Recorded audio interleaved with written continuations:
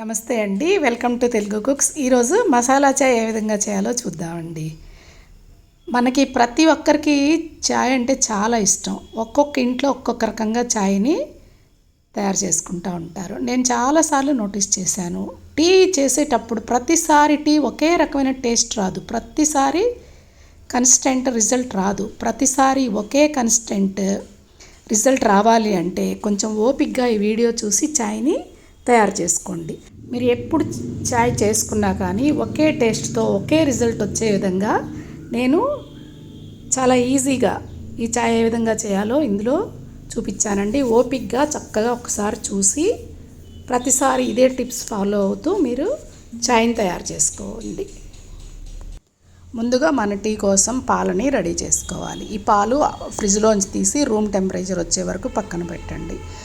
Time లేదనుకుంటే కొంచెం వేరే గిన్నెలో పోసేసి కాయండి. కాచిన పాలు లేదంటే రూమ్ టెంపరేచర్లో ఉండే పాలను మాత్రమే తీసుకోవాలి. చల్లని పాలు, కూలింగ్ మిల్క్ అయితే వాడకూడదండి. దానివల్ల మన మసాలా చాయ్ ఇరిగిపోతుంది అన్నమాట. ఇది మీరు ముఖ్యంగా గమనించాలి. తర్వాత 3 కప్పుల టీకి 2 ఇంచుల అల్లం సరిపోతుంది. 2 ఇంచుల అల్లం తీసుకొని బాగా నూరండి, దంచండి, గ్రేట్ అయితే చేయొద్దు. అదేవిధంగా ఒక 2 యాలక్కాయలు, 4 లవంగాలు, ఒక 6 మిరియాలు తీసుకొని దీన్ని కూడా పౌడర్ చేసి పక్కన పెట్టుకోండి.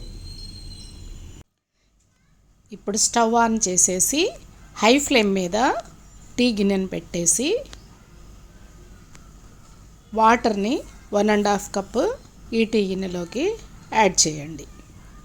చూసారా, ఈ విధంగా చేసి హై ఫ్లేమ్ మీద ఈ వాటర్ని బాగా బాయిల్ చేయండి.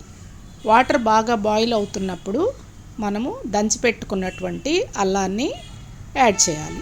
యాడ్ చేసి కొంచెం ఈ అల్లంలోని సారం అంతా నీళ్ళలోకి దిగే వరకు ఉడికించండి. ఇప్పుడు మనము దంచి పెట్టుకున్నటువంటి మసాలా పౌడర్, అదే యాలక్కాయ, లవంగాలు, మిరియాల పొడి చేసి పెట్టుకున్నాం కదా, అది వేయండి.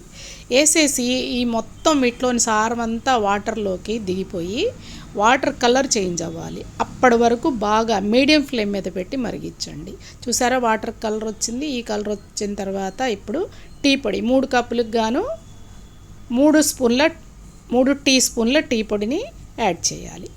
అదేవిధంగా షుగర్ కూడా 4.5 టీ స్పూన్లని వేయాలన్నమాట. ఎందుకంటే 1 కప్పు టీకి వచ్చేసి 1.5 స్పూన్ షుగర్ అయితే, పంచదార అయితే పడుతుందండి.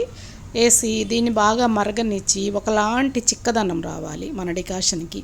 అంటే ఆ టీ పొడిలోని సారం మొత్తం వాటర్లోకి దిగాలి.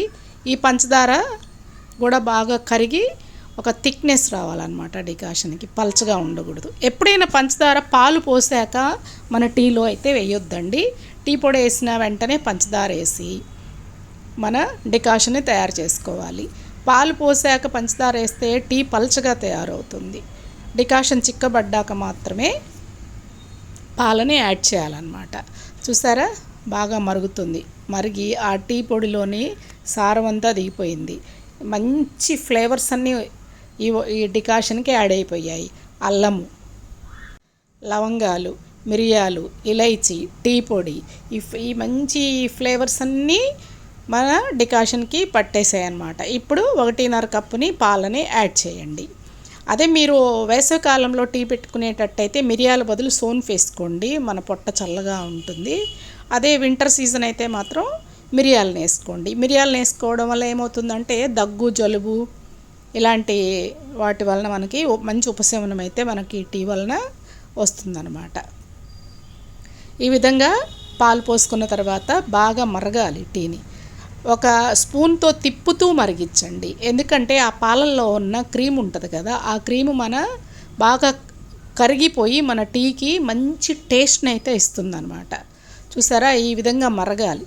మరిగి టీకి ఒకలాంటి చిక్కదనం వస్తుంది. మనం స్పూన్తో కనుక తీసి చూసినట్టయితే చూసారా, ఇలాంటి మంచి కలరు, మంచి చిక్కదనం వచ్చింది. ఈ చిక్కదనము, ఈ కలరు, అదేవిధంగా మన టీకి పట్టించినటువంటి మసాలాల సువాసనల గుమగుమలతో మన టీ తయారైపోయినట్లు మనకి అర్థమైపోతుంది.